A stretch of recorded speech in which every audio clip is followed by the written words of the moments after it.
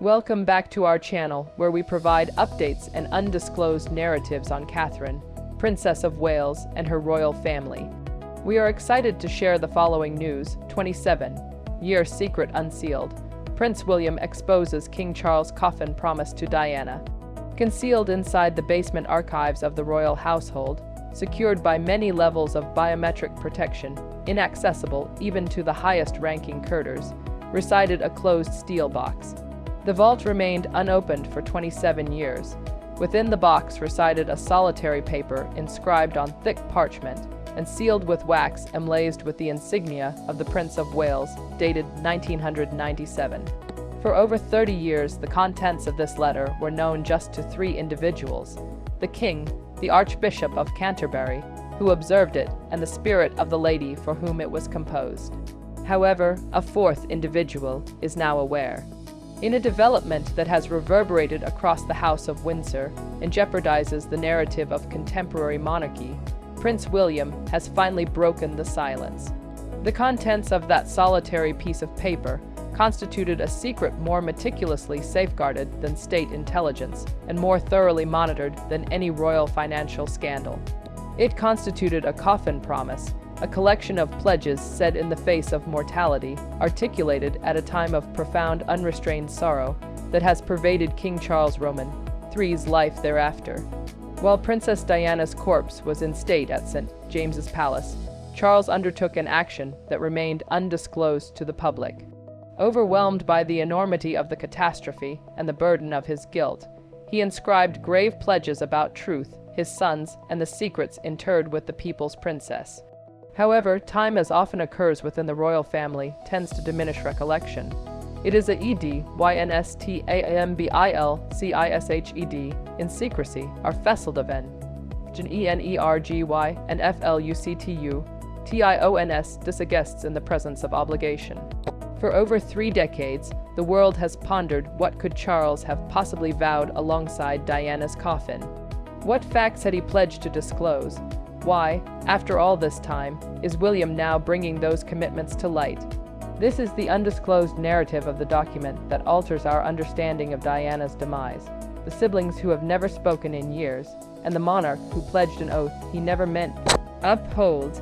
The revelation that initiated all the sequence of occurrences that culminated in this momentous insight started with an error, a lapse in diligence in a life often governed by stringent procedure. The incident started with a phone conversation that Prince William was not intended to overhear. The morning in London was wet on Tuesday. The Prince of Wales came early at Clarence House for a planned strategy discussion with his father over forthcoming Commonwealth responsibilities.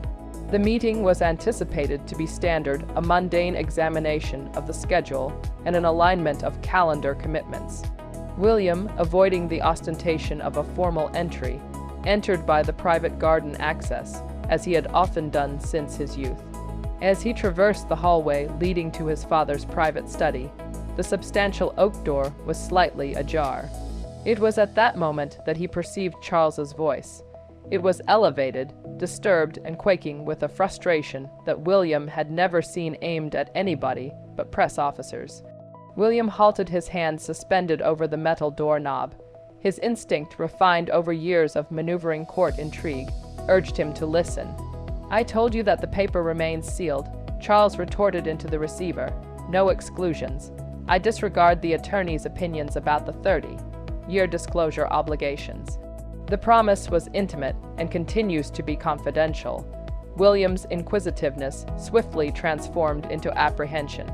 Which document, which promise?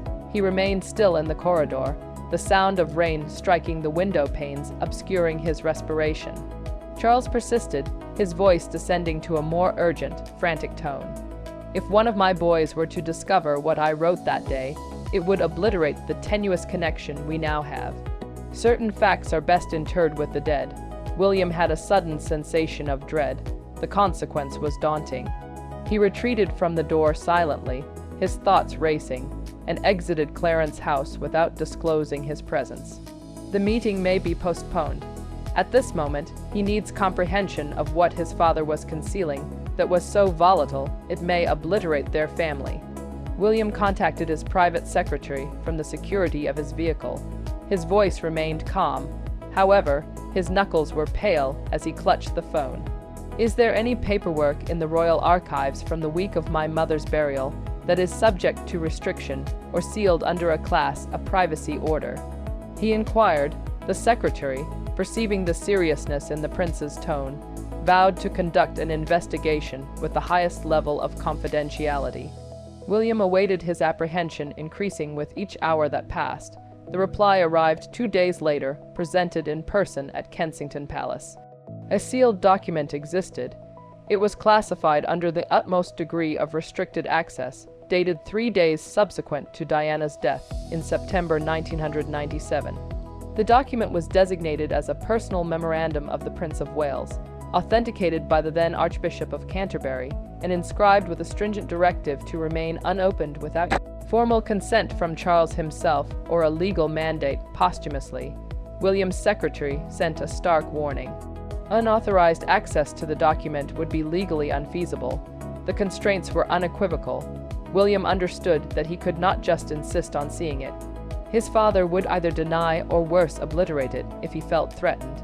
He needs leverage. He required affirmation of his correctness. William initiated a discreet inquiry into the events surrounding his mother's death. He conversed with former staff members who were there at St. James's Palace during that dreadful week. He examined archival timmets and government records. He then reached out to the retired archbishop, who declined to elaborate on the particulars, but affirmed the fundamental truth. A paper existed that included vows Charles had made shortly after Diana's death. Equipped with this affirmation, William resolved to do an action that would change the trajectory of his reign before it started. He would confront his father immediately. He had concluded his involvement with secrets. He was finished with half-truths. His mother deserved superior treatment. He and Harry deserved superior treatment. The encounter at Buckingham Palace. The encounter occurred on a dreary afternoon in the King's private office at Buckingham Palace. William sought an urgent audience, declining to disclose an agenda. Charles, seeing the change in his son's disposition, acquiesced with reluctance. Upon entering, William circumvented the customary niceties. He refrained from bowing. He inquired not about his father's health. "I am aware of the paper you sealed after mother's death," William said, his voice reverberating in the lofty chamber. "I acknowledge that you made commitments. I want to peruse your written work." Charles's complexion became ashen, the hue dissipating and making him seem fragile. It was swiftly followed by a surge of anger and an expression that seemed unequivocally as dread. "What was your source of information on that?" Charles insisted. "Is it significant?" William retorted, advancing towards the desk. "It is extant. You authored it." "I am entitled to know what you assured her." Charles rose and approached the window, turning away from his son. His shoulders were rigid, and his stance was guarded. "Those were private thoughts, William, composed at a period of profound sorrow and disarray. They were never intended for anyone's perusal, especially not yours." "Why, therefore, did you have them attested?" William's voice was composed, but it signified the tranquility before turmoil. "What is the rationale for enclosing them in a vault? If these were only private reflections, you would have recorded them in a journal or incinerated them. You formalized them. You created a record for them that signifies their importance." Charles pivoted his countenance, a tumult of eye and remorse. "What I composed was a commitment to myself as much as to her, a reminder of tasks I needed to do and issues I needed to resolve." "Then demonstrate," William urged, inclining forward, his gaze fixed upon the king's. "Demonstrate that you fulfilled those commitments, or acknowledge that you damaged them and face the repercussions." The ensuing disagreement lasted for more than an hour. Charles used every diversion in the royal repertoire. He said that the text was too personal, that it would inflict undue anguish, and that it would resurrect old wounds best allowed to heal. However, William refused to relent.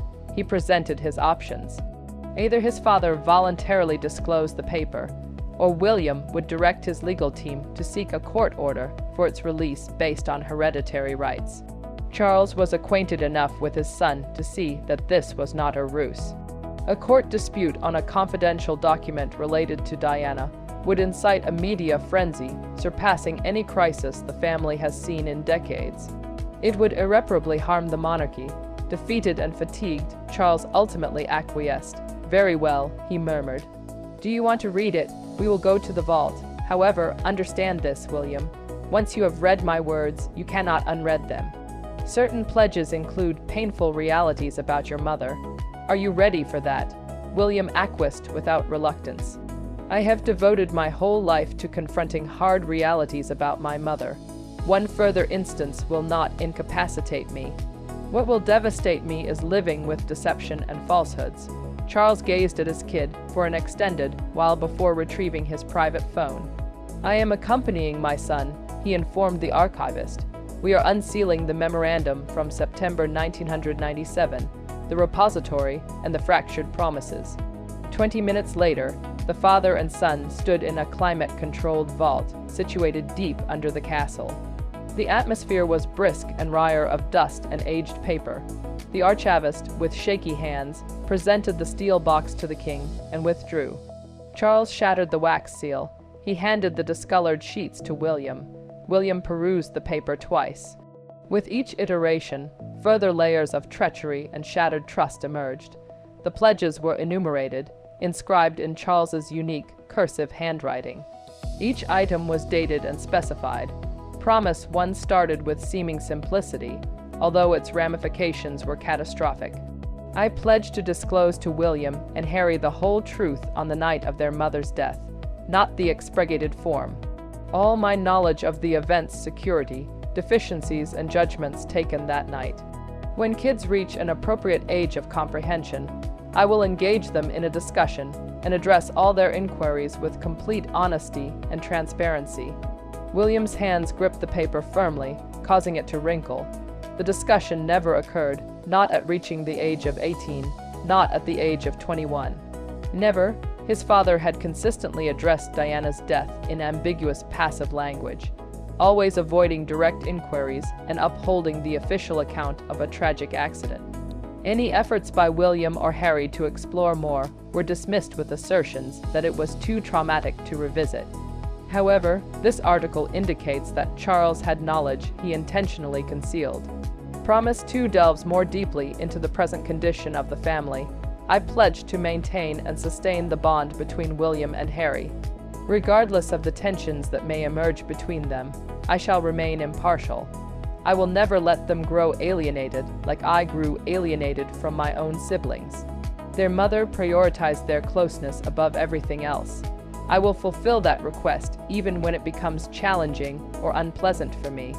William emitted a caustic, empty chuckle that reverberated in the silent vault. This promise had been utterly obliterated, rendering it almost absurd. Charles had unequivocally aligned himself amid the deterioration of William and Harry's relationship.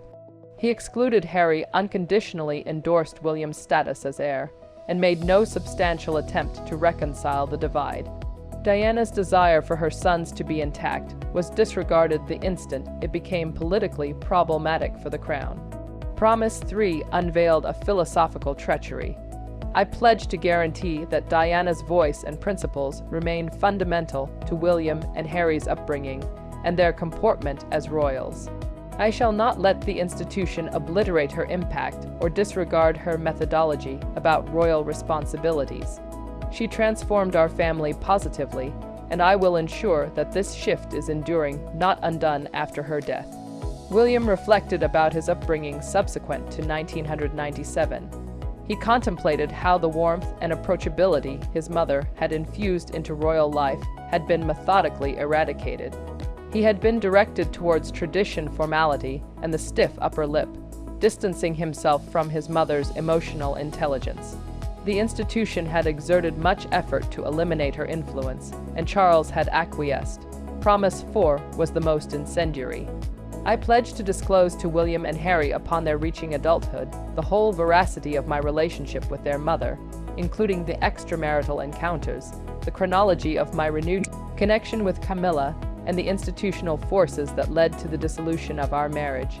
They are entitled to understand that their mother was not without fault, nor was I. They deserve a comprehensive understanding to form their own assessments devoid of public conjecture and sensationalist falsehoods. William's jaw clenched. He had devoted years to reconstructing his parents' marriage from bits hearsay and Netflix movies. He had never obtained a truthful reckoning from his father. He felt compelled to discern reality from fiction. Additional commitments included pledges to safeguard Diana's acquaintances, maintain connections with the Spencer family, and guarantee the boys access to her personal correspondence. As William raised his gaze from the pages, his expression was a facade of restrained fury. "When did you intend to acknowledge any of this?" he inquired, his voice almost above a whisper. Charles caught his son's eyes, and for the first time seemed really contrite. "I first meant to. I really did." However time elapsed, it got simpler to refrain from intervening, to avoid reopening old hurts, to uphold the consensus of events that had been universally acknowledged. "You imply it has become simpler for you," William said icily. "Increased convenience, minimally unpleasant." Charles recoiled. "That may really be accurate. I do not take pride in it. However, I persuaded myself that shielding you both from distressing realities was the empathetic decision." William rose suddenly, the chair grating noisily on the stone floor. "You have deluded yourself with a falsehood. I must now choose how to proceed with this." Charles became ashen. "What is your meaning?" William elevated the pages. "These commitments were observed. They are documented facts. I could disclose them publicly. I might reveal that the king pledged an oath by my mother's casket and then violated every aspect of it."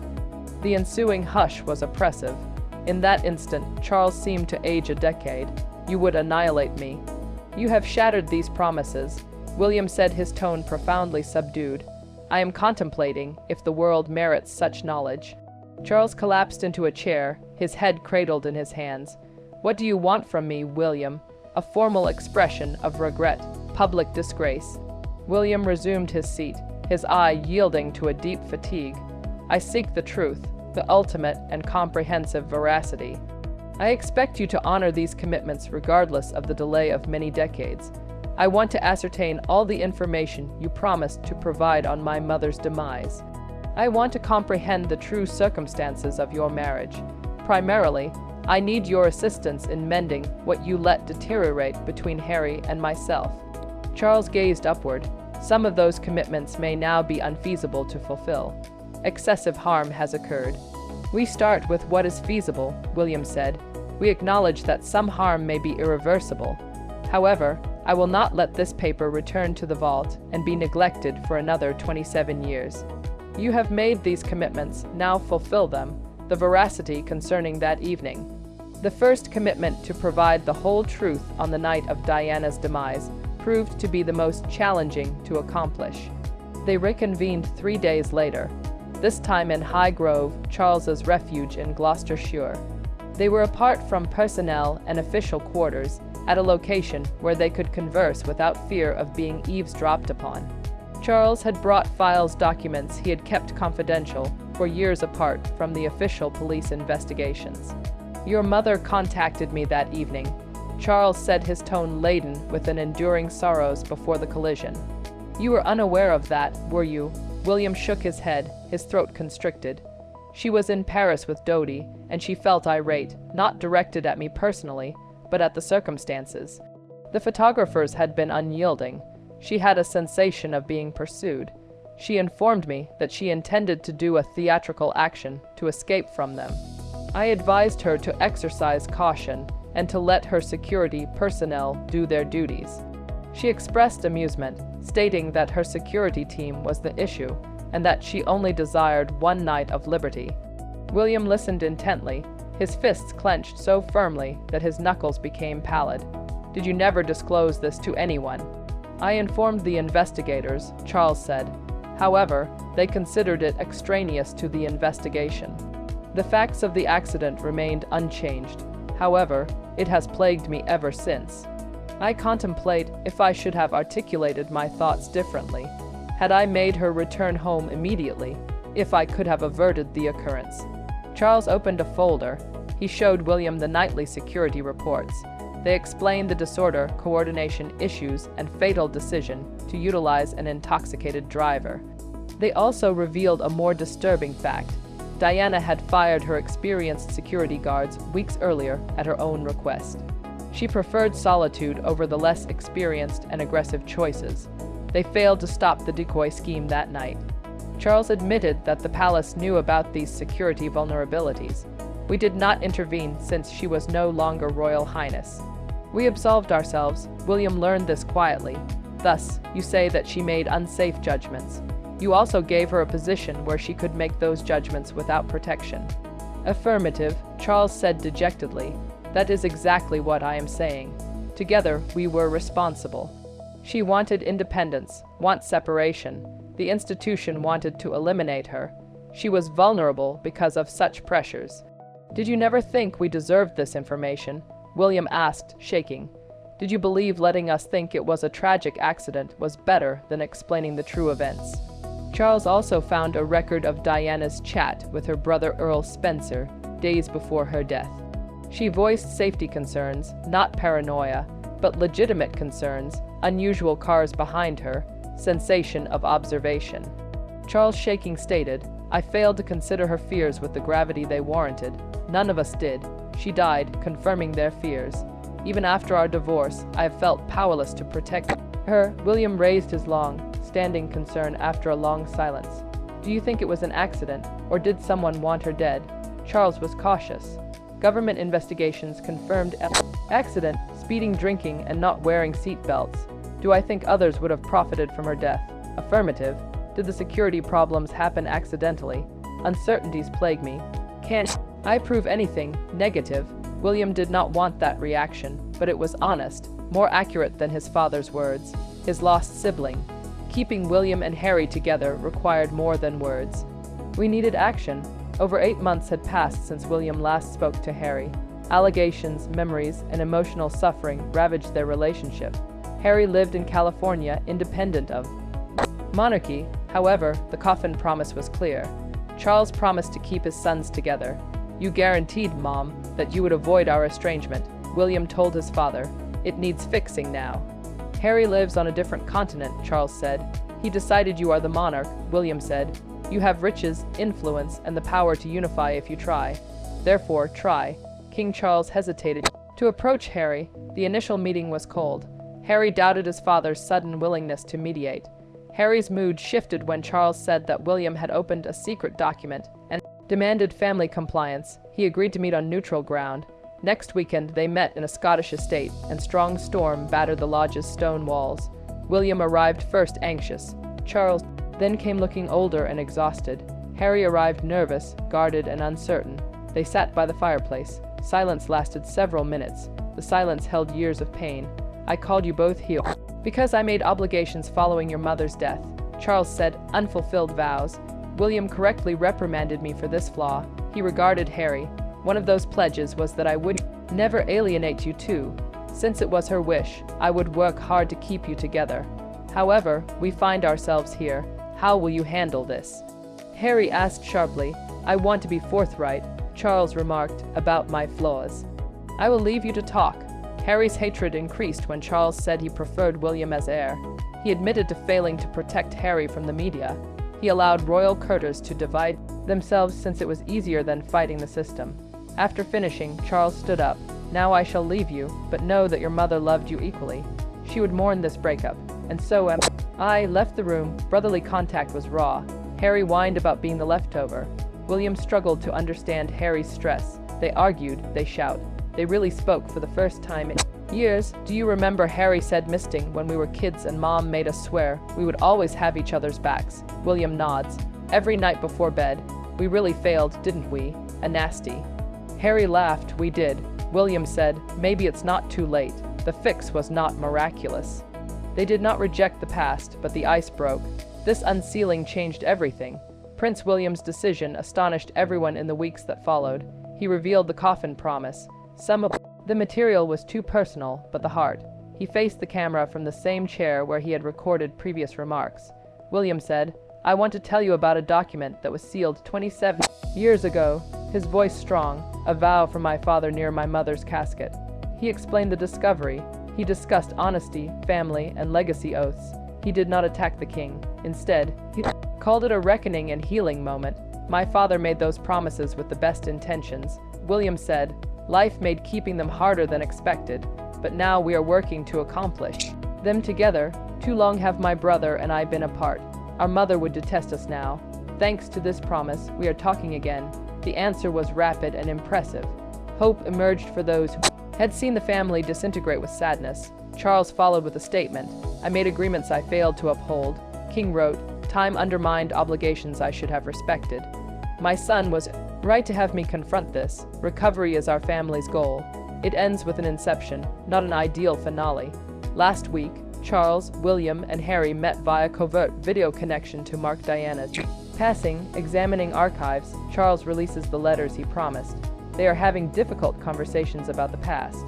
The vault opened, unveiled mysteries, promises made beside a coffin, finally being fulfilled after 27 years. If this narrative resonated with you, please share it. The truth warrants revelation. Thank you for watching the video. Please let us know your thoughts and say goodbye for now.